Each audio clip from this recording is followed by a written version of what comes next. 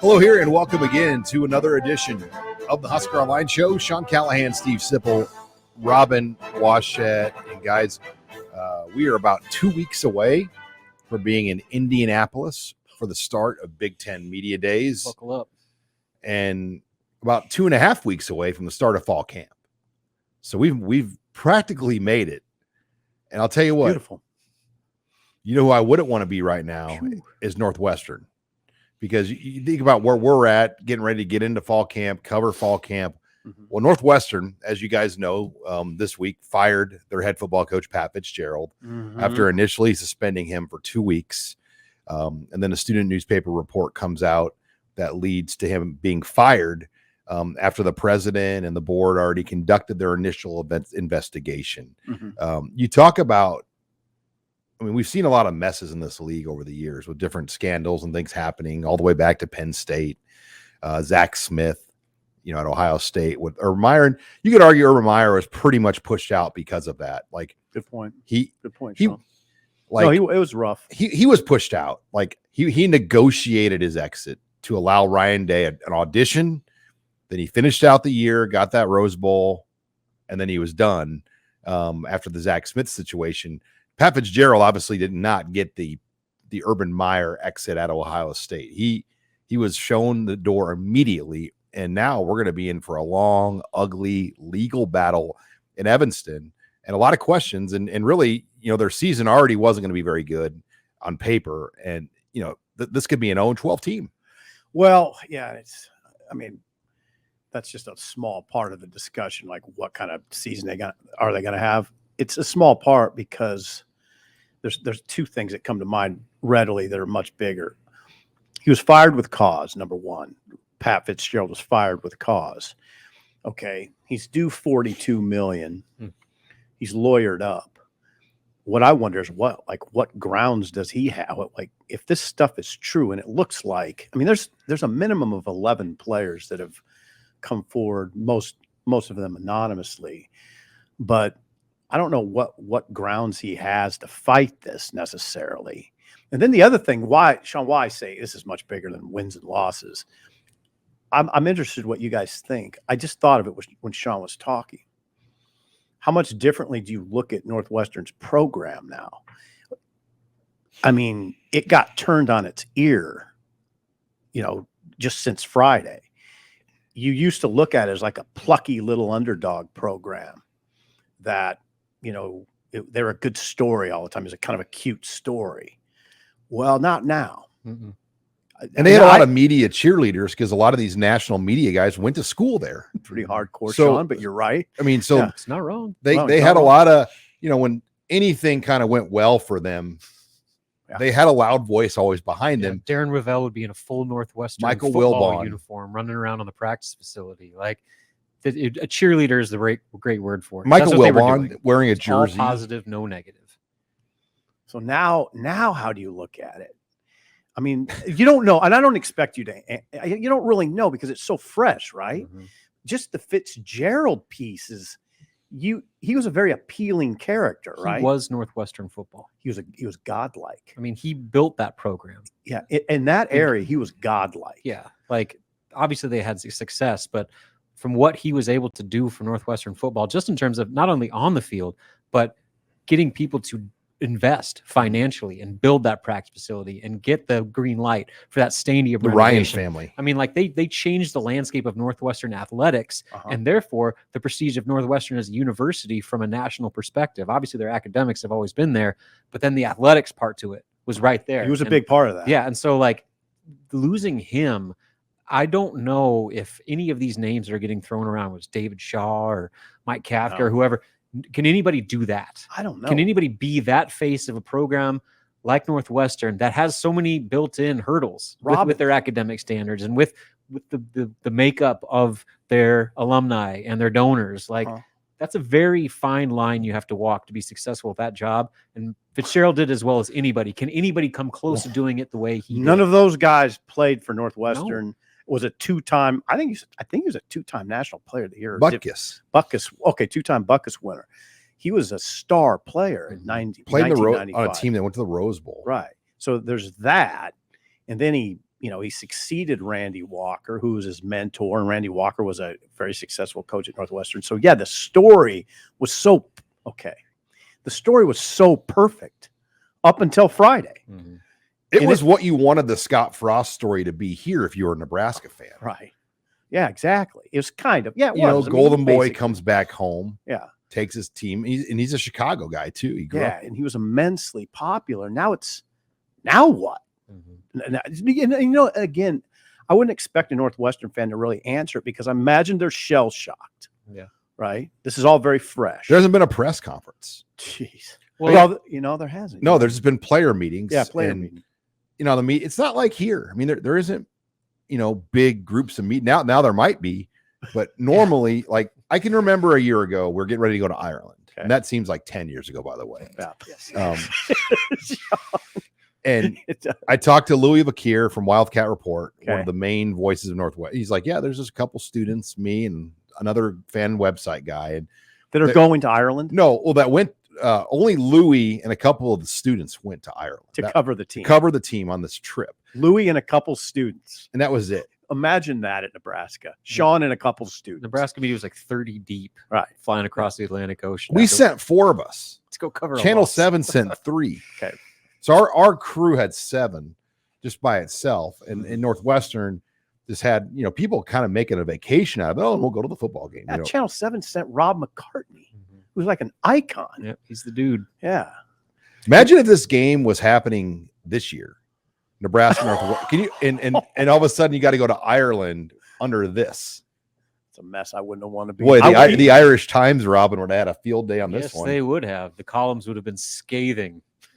Remember that? The Irish Times on Frost. I mean, they just unload. I don't even know. It was like some US based freelance guy wrote a column about like the underbelly of Nebraska football, and like they published it like days before the kickoff out there to like try to say like, that this isn't some feel good story. Nebraska's a villain type thing, and it went viral around Nebraska fans for a couple days, and they smashed him on Twitter, and that was about it. Typical. Yeah. So no, you're right though. It'd been really odd this year, really uncomfortable. But anyway, it's a mega story. I mean, it's the complication is it was Michael Schill, the Northwestern president, originally levied a 2-week suspension on Pat Fitzgerald. It went from a 2-week suspension to he's fired without talking to any players. Like that's kind of like the bigger ripple effect. I mean, obviously from a football standpoint, and like we talk about athletic department standpoint, it's huge, but just the leadership, not only at the athletic department level, but even higher up. Oh yeah. It was they tried to sweep this under the rug with a little Friday news dump, hoping it would go away. And the irony of a school that stands on the table for its journalism program, their football program is brought down by some student journalists who actually talked to some players and got a couple of them on record, some off the record, and literally got the hero of Northwestern football fired. Guys, think about this huge angle too. Yeah. Your in-house student publication, which is a renowned journalism program, they're the ones driving the story that's going to cost the school they go to hundreds of millions of dollars. Yeah. That's fascinating. I mean, it's 30 for 30. Yep. Netflix. I mean, this is a story that people, when it's fully told, are going to want to tell, because there's a lot there that's already been uncovered and proven just in a week that we don't know. I go back to Fitzgerald and what he said he made a statement.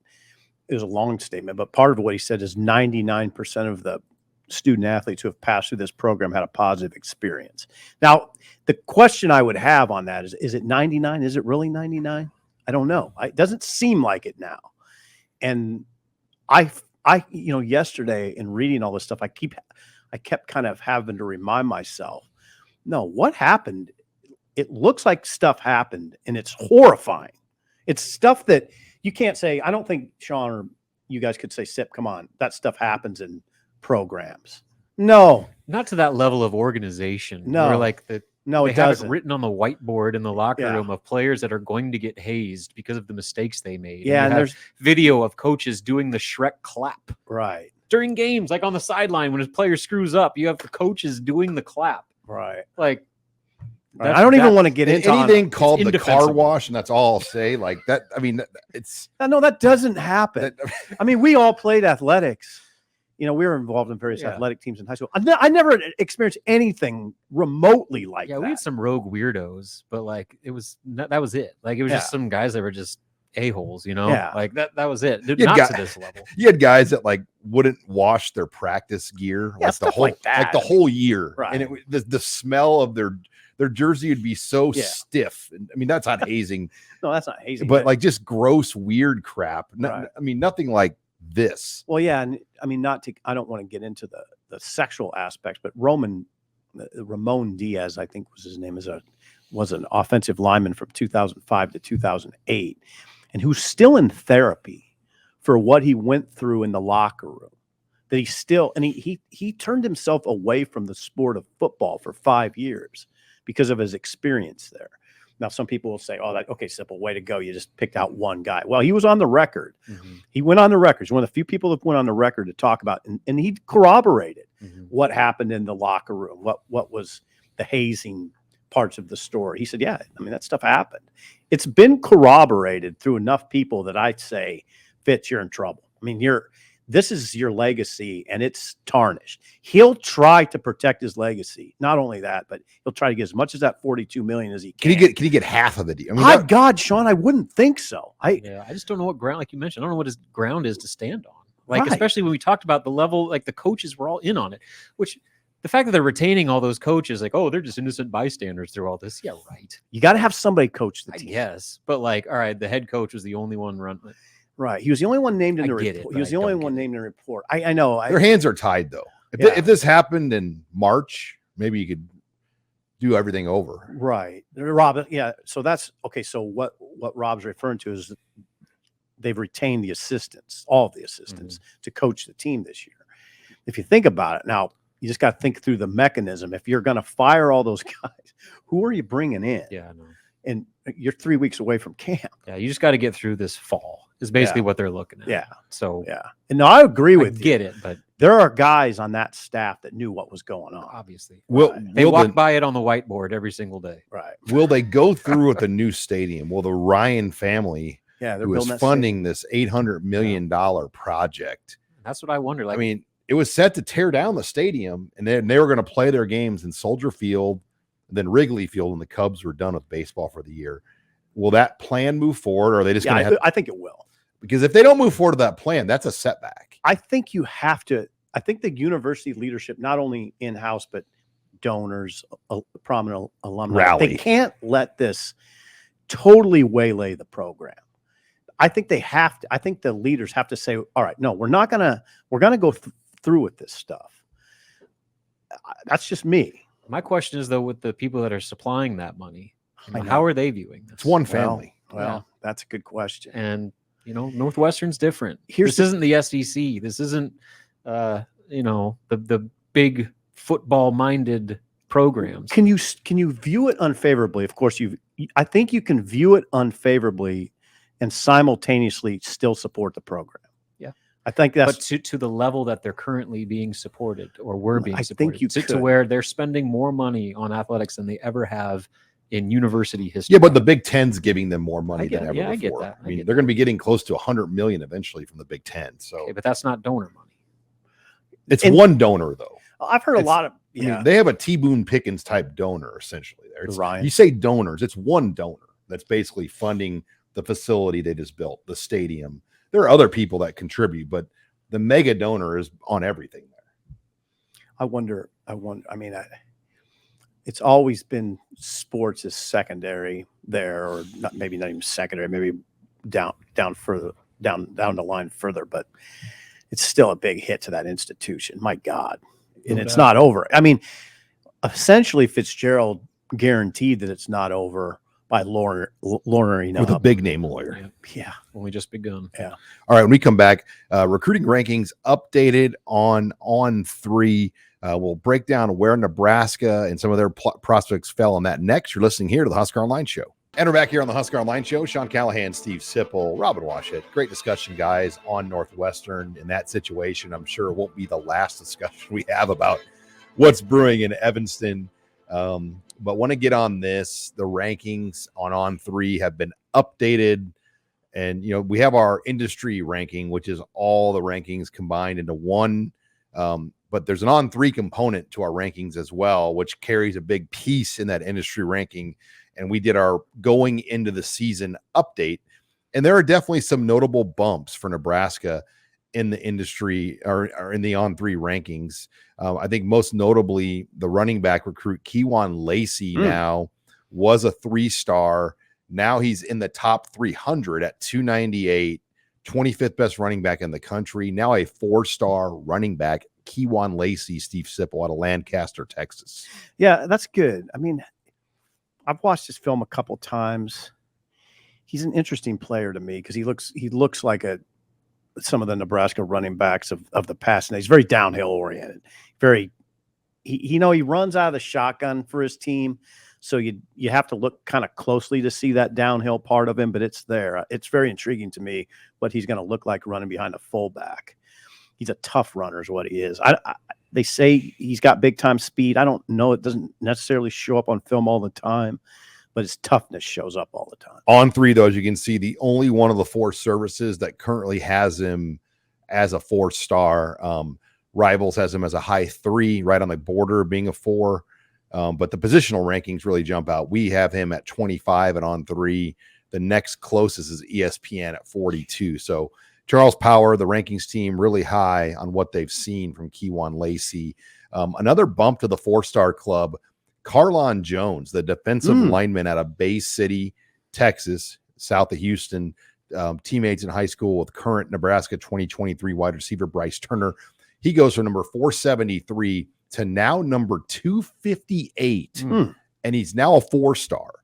So Carlon Jones, a 4-star on 3. Rivals has him as a high 3. 24/7 still has him more as a middle 3-star guy, but look at that. 25th now defensive lineman in the country. Not yet an industry rated 4-star, nor is Kewan Lacey, because the other services still have him as 3s, but major jump. And this is a really good sign for the evaluation of the staff and how they evaluate that they saw this before the ranking was even on this guy. I think that's what Matt Rule and the staff have hung their hat on for a long time, and how much pride they take in their ability to identify under the radar talent. And so you get these kids that no one's even heard of before. Sometimes you have to make profiles for them when you offer them, but then they quickly vault into the national discussion. And the guys you mentioned are prime examples of that, or guys that were fringe prospects from a national, recruiting standpoint. But Nebraska saw past that. They saw how not only they would fit in their scheme, but what they could develop into long term. And so maybe this is changing the narrative of when you commit to Nebraska, you drop in the rankings, because you got guys that are coming out of nowhere into the national spotlight after becoming Huskers. This has to be a Terrence Knighton guy, right? Oh, yeah. Houston area, D-line. Knighton was big. I mean, because a lot of teams wanted Carlon Jones. He was at Oklahoma State for a visit, Cal. So it wasn't like Nebraska just took him like a camp guy that they got with one offer. I mean, he had a lot of. This is a good poll, and now it'd be nice to see that continue. This is where you get your good D linemen in the South. I mean, this is a little more west. It's the Southeast is where the best defensive linemen are. But this is a good sign. You got to go get them too. I mean, hey, people always ask me, what's it got to happen for Nebraska to get back to where it's at? I always say, and this is a little bit micro, but it's got to start up front on both sides. And that's where they've been a little deficient. Mario Buford goes in our rankings. He went from number 374 to now in the top 300 on 3. He's at 204. So Mario Buford out of DeSoto, Texas, there he is. Brother of Marquise Buford, squarely now in the on 3 top 300, which that's a pretty big jump for him.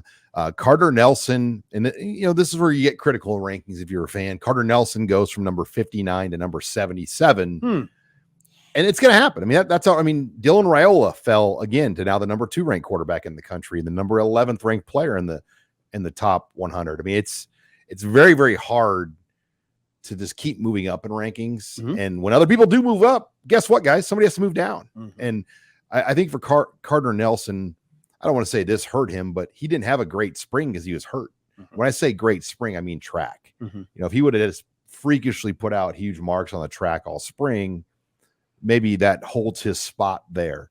But, you know, he had an okay spring, you know, but didn't have anywhere near his PRs because of the ankle injury. Some people, and I actually heard a local commentator talk about this the other day. How does Dylan Raiola drop without playing? Other players rise. Okay. And is this camp stuff and 7 on 7? Yeah, I mean, evaluations and other things happen. So yeah. Did these happen before or after the Elite 11? After. Okay, see, that's what I'm talking about. Like camps figure into this a little bit. And Grant Bricks took a huge jump, by the way. Alabama offered Grant this summer. He goes from number 75 to number 52. So if Grant Bricks in the top 300, if Grant Bricks, the Iowa lineman from Logan Magnolia, commits to Nebraska, he would be the highest ranked guy in the recruiting class. Oh boy, man. Oh boy. So that's a big one. At the number one position of need. Yeah. Yeah. Offensive line, big tackle. I mean, they have 3 pretty good interior guys in this class, but they need the big priority number 1, 2, and 3 right there. I'd say so. Now there's a lot of question about Daniel Kalen in the rankings, and Husker fans aren't going to like what I have to share, but it's my understanding his ranking with on 3 is where it's at. So he's at 41 in the quarterback rankings right now going into the season. 24/7 has moved him up to 15. ESPN has him at 24. Rivals has him at 30. He's an industry 4-star, but on 3 still has him as an 3-star quarterback. And I exchanged messages with Charles Power just to get the facts on that. And he said, what do you say? Because we're gonna wait to look at his senior film. We want to see his senior film and what he does before, you know, we make any more movement on him. Well, you know what? That's good on Charles. Him. That's good on Charles Power to give you an answer. Yeah, and he's been doing this a long time. Like he understands, like everyone gets mad when their guy drops, but they're happy when your guy. I mean, it comes with rankings of any kind.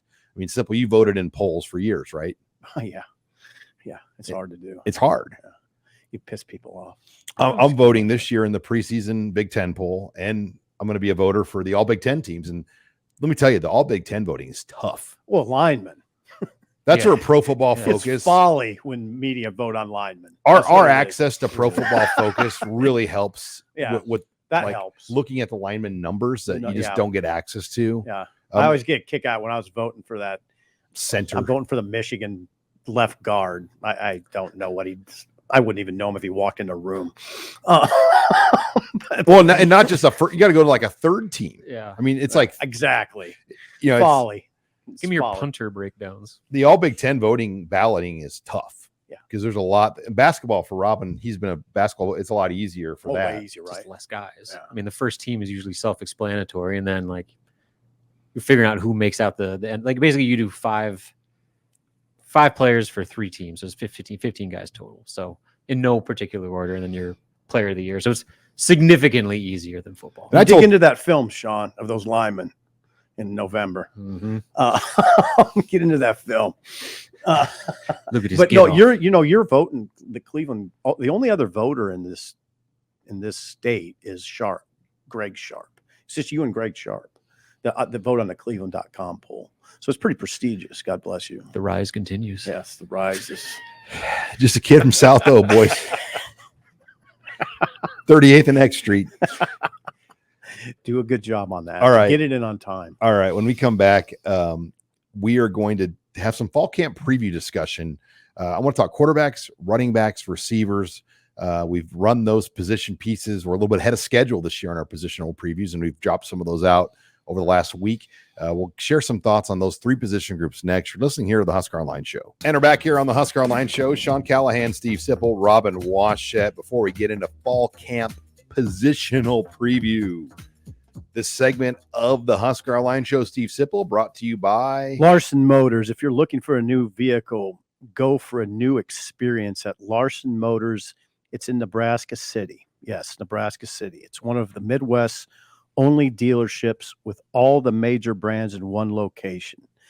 So finding your new Chevrolet, GMC, Hummer, Ford, Chrysler, Dodge, Jeep, or Ram has never been easier. So start your new experience today at LarsonMotorGroup.com. That is LarsonMotorGroup.com. or just go to Larson Motors in Nebraska City. Larson Motors, real people, real deals. All right, guys, let's get into the fall camp discussion. We've rolled out the positional previews for quarterback, running back, receiver, a few more. I want to start with these three groups. And I will say that quarterback, I think, is pretty self-explanatory. What's going to happen there? I mean, I guess you can debate, is Chubba Purdy the number 2 over Heinrich Harburg right now? And I think they're going to take 4 or 5 guys into camp, where the new walk-on they just added from Iowa Western, he'll probably be on the 110 roster. Wokey will be on there as well. The transfer they brought us. Yeah. Jack Wokey. Ole Miss. Came over from Ole Miss. Yeah, you're right. The question is who's number 2. But I mean, right now, aren't you guys Chubba? Probably. That's my assumption. Yeah. Just based off like how insistent the staff was about how he really flipped a switch when he finally got the clear to participate, like that last 2 weeks of spring. He finished spring strong. He showed out. And I don't know. I just don't know if Harburg did enough to really be secure in any stretch, especially with the way Purdy came on. Yeah. Satterfield told us in Belton, Texas, when we were down there, he was kind of interesting the way he talked about Chubb. He said it doesn't always look pretty, but he's confident that he can move the chains. He's kind of that type of guy. And he said he's also confident that he'll cut down the turnovers. I think his numbers were 3 touchdown passes, 6 picks, or that's what they have been. That's not what you want. Mm-hmm. So I don't know. Come on, let's not sugarcoat it. The concern is how much of a drop off is there from Sims to the backup? I think that concerns with any team in college football. No, not any team. I mean, there's most teams. Yeah, most. Most in the portal and the NIL era. Mm-hmm. It's really hard to have a good number 2 quarterback. It really is. I mean, Nebraska thought they had. It really is. The Casey Thompson situation. I mean, that if you're being realistic, right, that was too good to be true. Like, there is no way you can carry 2 Power 5 quarterbacks with over 20 starts. Even Logan Smothers. Ole Miss is doing it. Like, Logan Smothers had options. Like, he went in the portal with limited starts, and he had several options. There's some schools out there. I mean, I've been having to research some other conferences for my other show. There are teams that do have pretty good, surprisingly good quarterback situations. But Sean, you're right.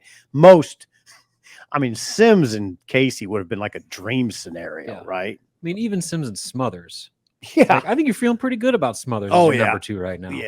Yeah, you would. Like, Noah Vedral in a perfect world was like the perfect guy to back up a big name starter. But Vedral wanted to be a starter. Absolutely. And he went to Rutgers and he started. Yeah, it's hard to find guys that would say, I'm okay with being number 2. I don't even know if you want that guy that's okay with being number 2. I'm okay with being the assistant manager. Well, I want guys that want to be the manager. Yeah, exactly. But so, guys want to go. Now they can more easily go find a place to play. That's what they're doing. Okay, running back. And I think we're all on the same page here. It's probably a co-1 situation with Anthony Grant and Gabe Irvin Jr. or Sipple. Are you gonna? Here's the thing, Sean. I don't know. Don't put those words in my mouth. I think I don't know why people are now assuming that Irvin is on the same plane as Anthony Grant, because he's never shown it. I mean, we're just because of the head coach. Yeah, we're just relying on Rule. I've seen them both play, and Grant's the better running back until Irvin shows you differently. Right? Irvin got hurt on the best run he was going to have in his career in the 2021 Oklahoma game. He was starting to hit his stride before. It was going to be a 45th. That was a long time ago, though. His numbers weren't that great. I mean, he was about to go to pay dirt on that one run, but then he blew his knee out. Right. Or I like Irvin. I mean, I like him. He's the kind of running back I like. Big, strong guy, good presence back there. But I've never seen him look like Grant looked early last year. Well, because he just hadn't had the opportunities. They didn't play him last year. Yeah. Whereas they played Grant like every down. He played a little bit last year, and he didn't get it done. No. I mean, he didn't. Rob, look at the carries. He didn't get it done. So that's what I'm going by. Grant is the guy until Irvin proves otherwise. Isn't it fascinating that they were high school teammates in Buford, Georgia? Yes. Yeah. That is. It's I mean, you think about that they're from the same high school team. That is amazing. Then Ramir, or Sipple would say Ramir Johnson, he's the wild card. Can't forget him. I mean, I think you just naturally want to forget about Ramir Johnson, but you can't. So here's the deal, though. Like, whoever the number one is, I don't know if that necessarily matters all that much, because I think they have the luxury of having a true committee, because each one of those guys does something different. You know, Grant is the one guy that can get you the tough physical yards.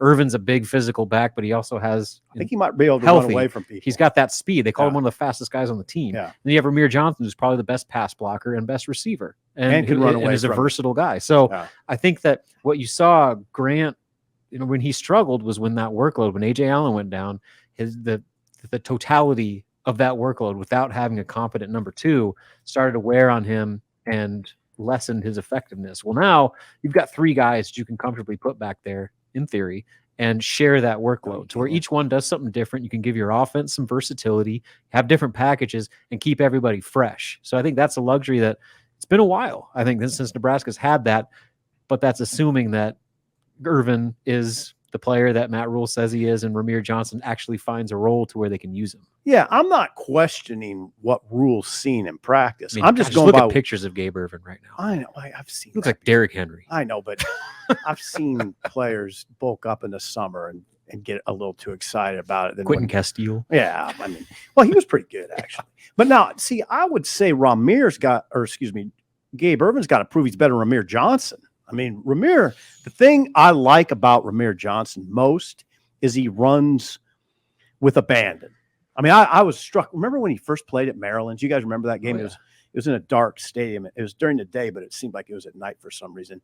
And I thought, okay, they're putting that little guy in there. This is not going to be good. But he needed surgery too. He attacked. He attacks the line of scrimmage for that size. He really attacks. I like him. I think they got three good backs, two for sure. That was 2019, long time ago. Like, yeah, and I remember them putting him in there.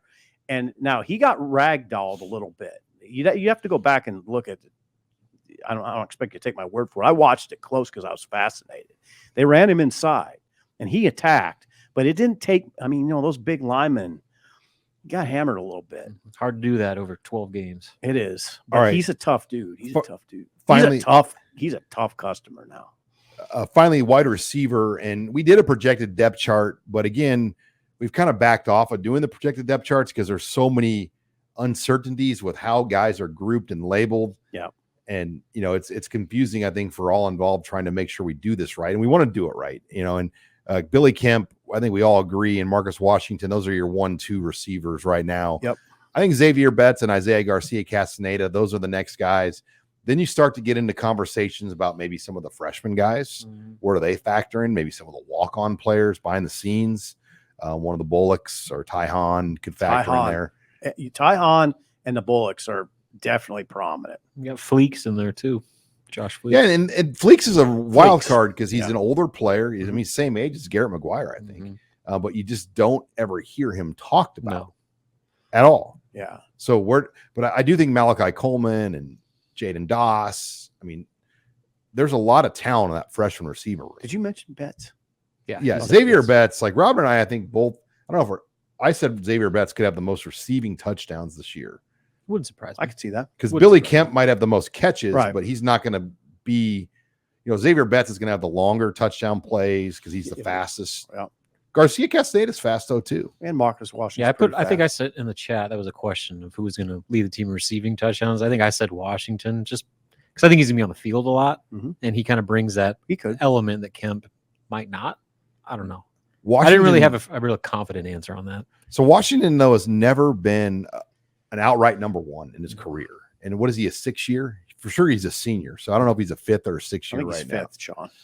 He's a senior though, with COVID involved in that year. So at this stage of life, is he all of a sudden to become a true number one, or is he going to be just a good number 2? Right. I kind of regard Kemp as their number one. Me too. Yeah. But if you notice, Phil Steele ranked the draft eligible players at each position, and he had Marcus Washington the highest ranked Nebraska receiver. In fact, Kemp wasn't ranked. Washington was 42nd. Yeah. So I don't know what that means. Maybe Phil Steele's looking at Kemp's size and I think saying, that's got to be. That's most obvious. Yeah. Kemp initially declared for the draft too at Virginia. Okay. And maybe he didn't hear what he wanted to hear. Right. Yeah. Then he went in the portal, and then that's when Nebraska picked him up within a few days. So, but all right, when we come back, we're going to take questions in the mailbag. Abby Barmore will join us next. You're listening here to the Husker Online Show. And we're back here on the Husker Online Show. Sean Callahan, Robin Washett, Steve Sipple. Let's welcome in the world famous Abby Barmore, the most popular person in the YouTube comments every week on the Husker Online Show. Abby, welcome to the show. Hello, everybody. All right. Well, we got a mailbag here this week, and surprisingly, lots of questions, Abby, here as we sit in mid-July. Yes. All right. Our first one. So there's going to be an inside linebacker battle between Luke Reimer, Nick Henrich, and John Bullock. Who's going to play? Who doesn't make it? And is there room for all three of them? What about MJ Sherman? Is he not kind of, does he count as a linebacker too, though? And we're going to do a lot of this. Linebacker. Yeah, they're moving guys but around. He's a jack, is what we they try call to. him. We try to do this thing where we attach positions to guys, and you can with a lot of them, but some of them it's hard to do. And the stock answer the coaches will keep saying is we train guys to play everywhere. Yep. Yeah. As far as that goes, though, Abby, one thing I did talk to Nick Henrich today. He's only been cleared to go full go for 2 weeks. I mean, he's full go. I mean, he's ready, and he can't wait. It was a long 8-month grind to get to where he's at, and he said it was a dark period. It was hard. Remember, he got hurt at Purdue last year. Significant injury. Yeah, knee injury, ACL. It was an ACL, bad ACL. So it was in October. I think it was mid-October when they played Purdue when we were out there. But he's back. But Bullock had a big spring. Reimer will probably finish his career as Nebraska's all-time third leading tackler. Third behind Levante. Behind Murtaugh. No, behind Barrett and Murtaugh. Because Levante only had 2 seasons. Right. Behind Barrett, Rude, and Jerry Murtaugh. He's on pace to do that. He'll probably do it. Wow. It's think about that. So yeah, it's stiff competition there. Now he'll have 5 years of on the field play though. But his first year didn't do 2019. Yeah, didn't do all that much. It wasn't a full year. Still, what he's done is really, I don't want to say remarkable, but it's really impressive. Is he a senior, Reimer? Or is he Reimer's a senior. Okay. Yeah. So to the question, I think yes, there is room for all of them. I do too, especially with the way they move guys around, and they need to sub more at that position too. You can't have 2 guys playing 700 plus snaps. 100%. So more bodies, the better. Yeah. All right, and I'll say this about Bullock. Rule has kind of hinted that they need to get faster at linebacker. Mm-hmm.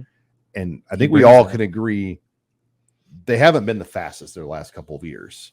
No. And that's where if you're going to start to handicap an edge for Bullock over Heinrich, it's the speed. Yeah, not Reimer. Reimer's got speed. Yeah, he was a legit track runner. He was a 10-9 guy in high school. But that's where Bullock making the move from safety to linebacker, and he's healthy and he's fresh. Like he might have an edge, but they're going to need to play all those guys. I'm with Robin on this. They have needed to sub there more. The drop off between starters and depth at inside linebacker has been a problem for a while. Yep. Barrett Rude never was able to sub. No, he always talked about wanting to play 4 guys, and he played 2.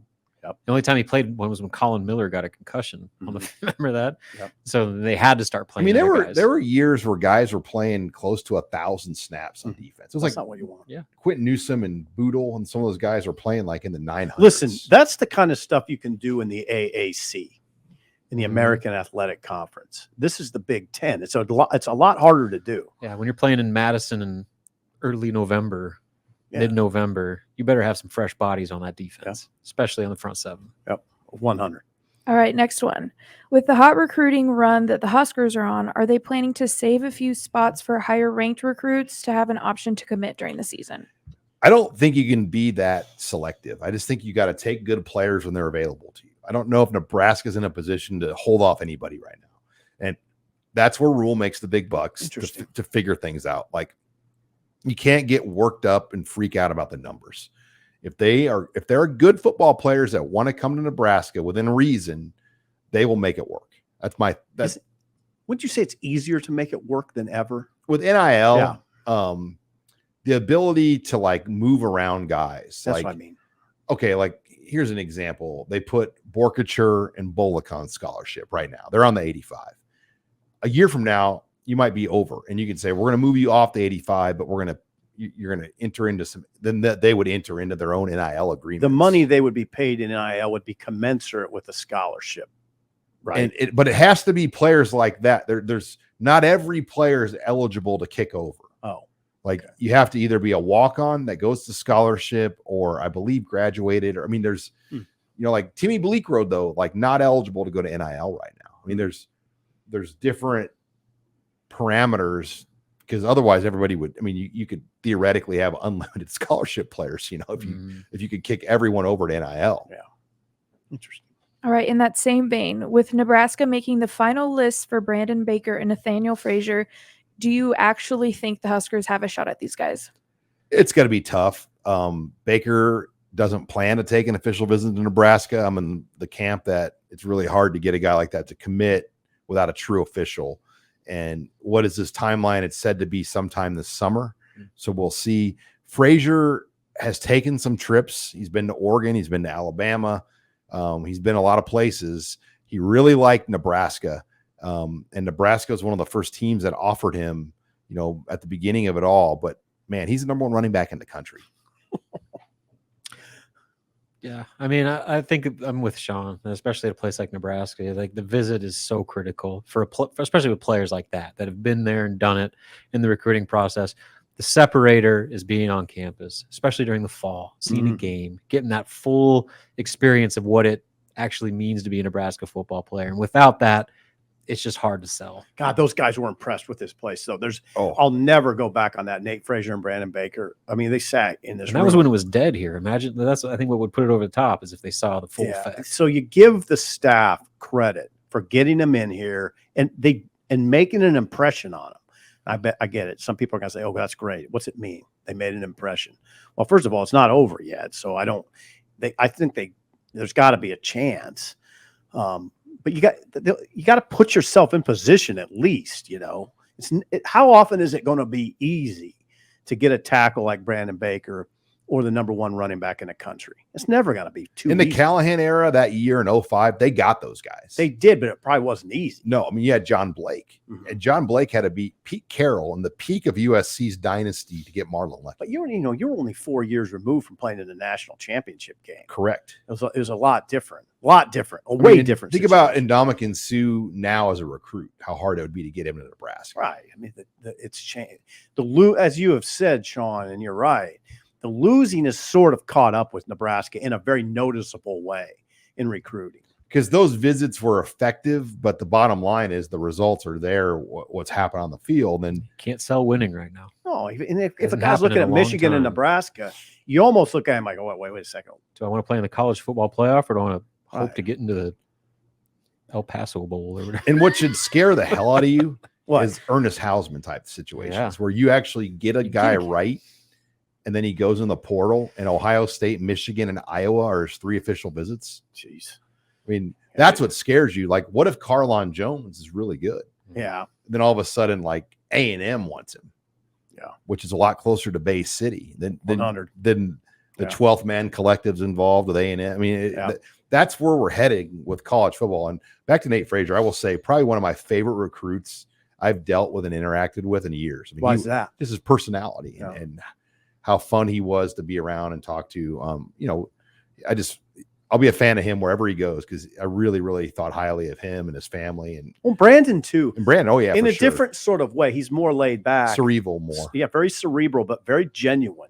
Those are the kind of kids you want in your program from in an intangible sense. They're just I've been around Brandon Baker enough to know good kid, smart kid.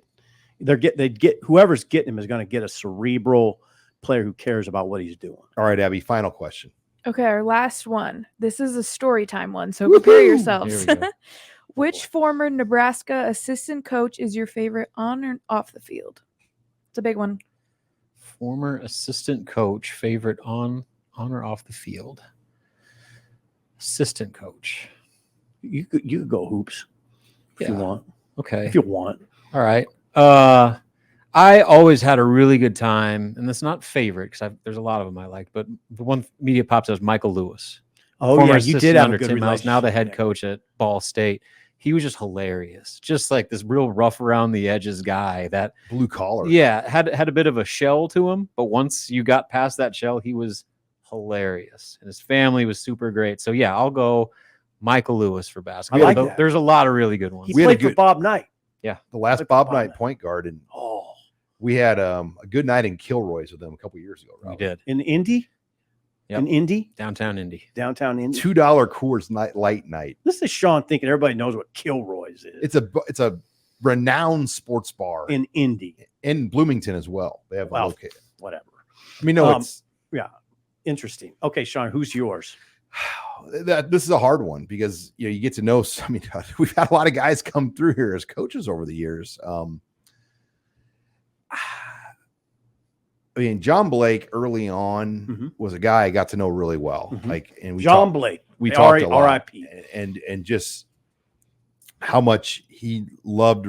I really believe what John Blake did in 05 played a big factor in captivating the imagination of Husker fans with recruiting, and getting all those recruits in that 1 year. I mean, you think about this in 05.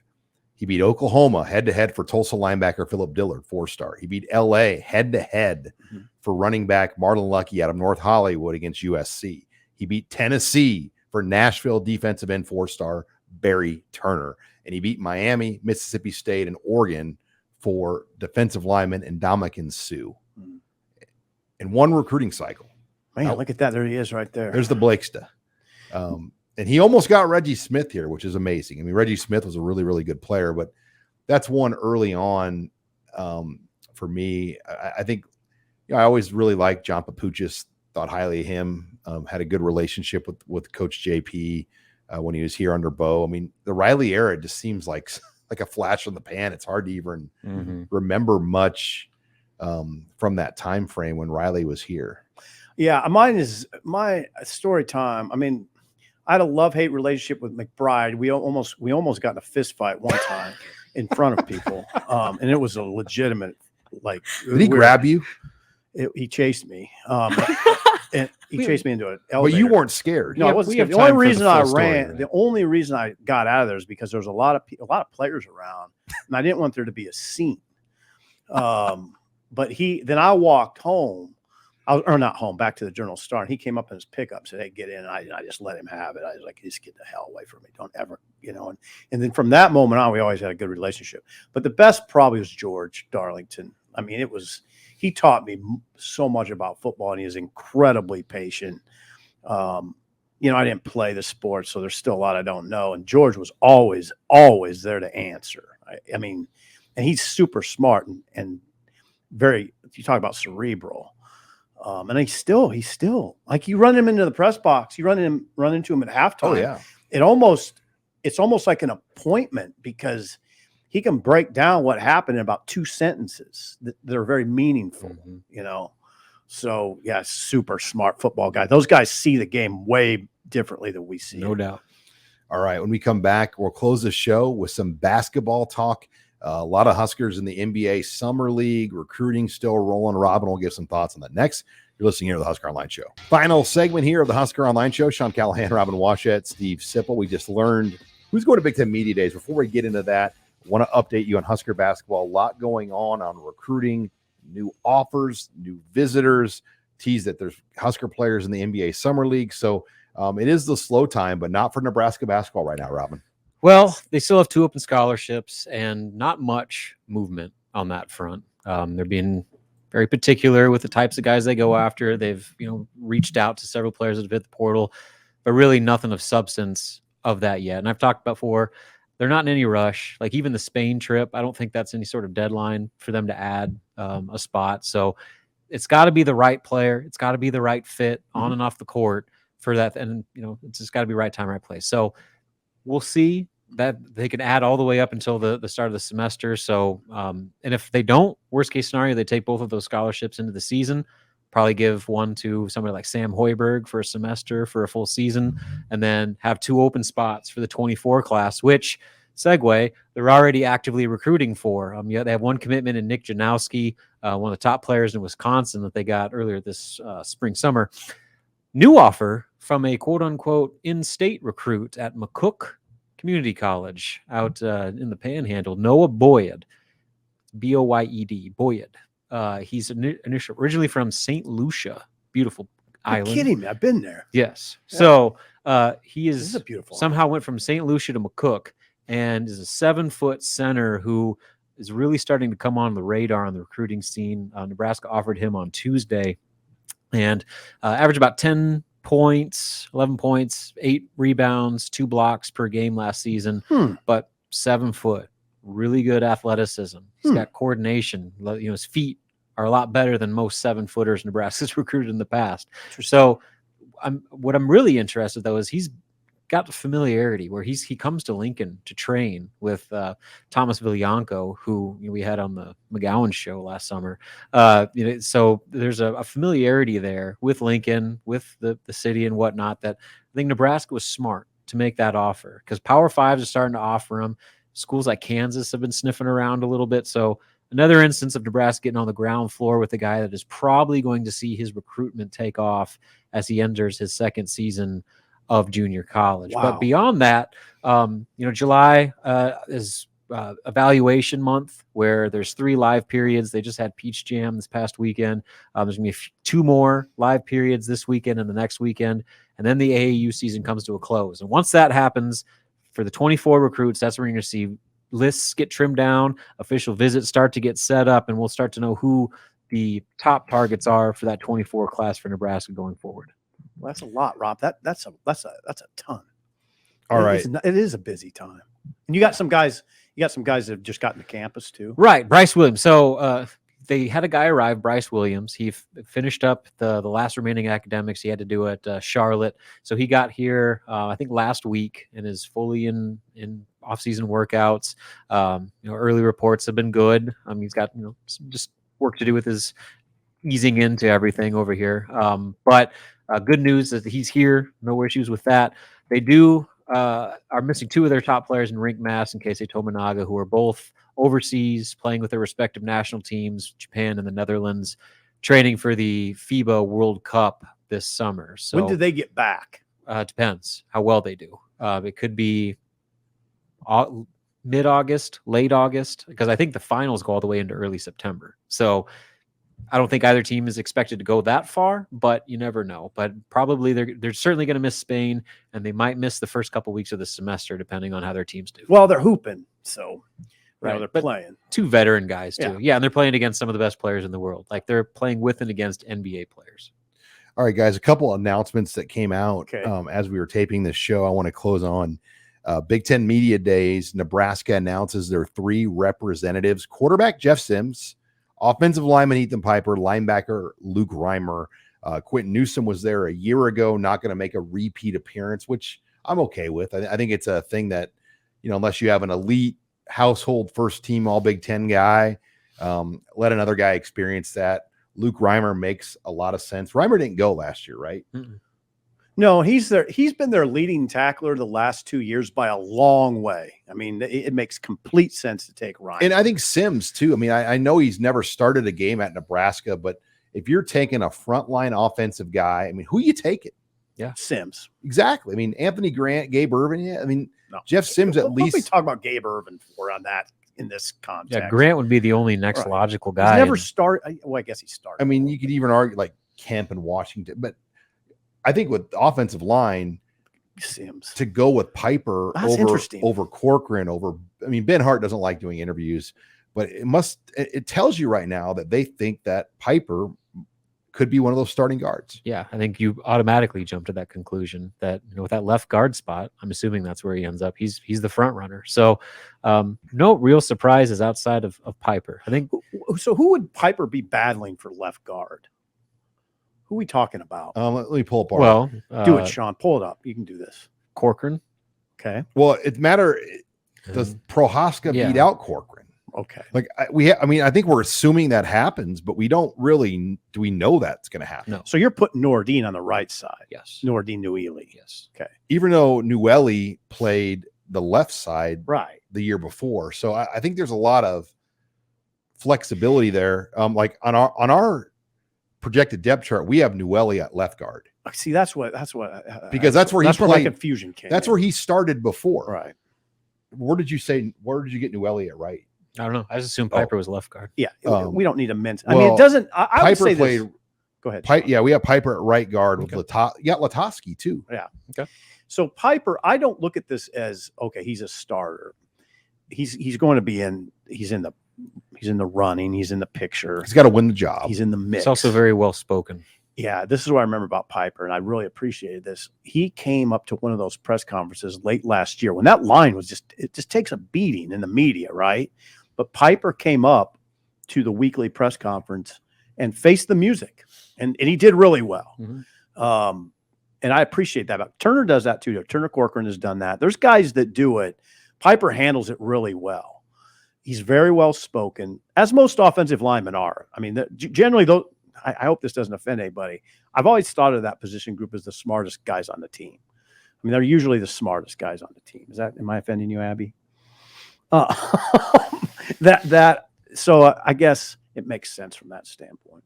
And then finally, Fan Day set July 31st, which is the opening day of practice from 3 to 5. Fan Day will be inside the Hawk Center. It won't be outdoors. They're moving it indoors. So for the zoo that we've seen that thing become over the years, it's going to be even a lot crazier. The first 400, only 400 people at random, and they have to be children, can get Matt Rule's autograph. And they'll do a drawing, a selection process. It can only be fans entering 8th grade and younger.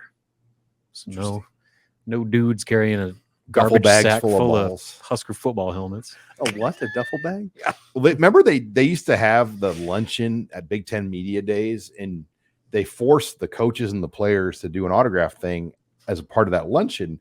And what it turned into, if you were like a collector, I mean, it was like going on a guided hunting trip with all the animals laid out right in front of you. I mean, you just went around and got every single Big Ten coach. Like, guys came in with like bags of stuff.